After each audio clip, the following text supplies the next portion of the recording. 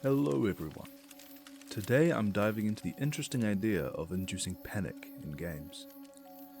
In most horror games, you expect a build-up of fear and then a sudden jump scare to break the tension. But in my indie horror game, I wanted to take it one step further.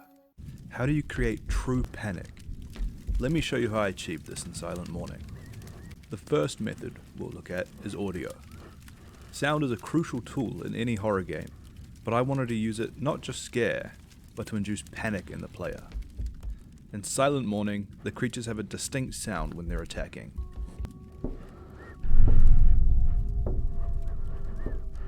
Hearing this sound makes the player hyper-aware for a short moment until they solve the threat.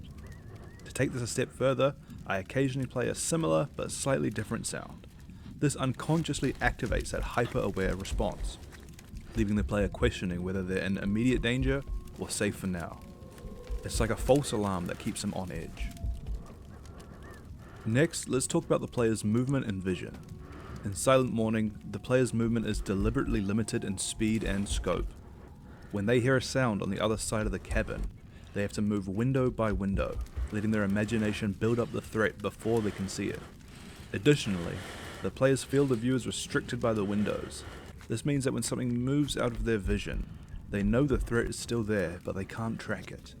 This unseen becomes just as terrifying as what they can see. These two features are the backbone of giving the player autonomy in the game, their eyes and ears. Now is time for the panic. Every action the player takes is potentially dangerous. In Silent Mourning, during the night, nothing comes without a risk. Bringing up the flashlight might scare some creatures, but anger others. Stoking the fire means you can't see what's outside, as all the windows are behind you. Checking the time brings out the light and gives away your position. There are no free actions in this game. Everything you do can lead to a deadly outcome, and managing that risk while living with the consequences creates a state of panic with every choice. The last feature I'll talk about today is the delayed jump scares. In most horror games, a mistake leads to an immediate scare, but in Silent Mourning, the punishment can be delayed. After making a mistake, the game gives you a few seconds to convince yourself that you might just get away with it, only to rip that hope away with a sudden scare. This delay bridges the gap between suspense and scare, giving the player a brief moment of complete focus and hyper-awareness. It's in these seconds that true panic sets in.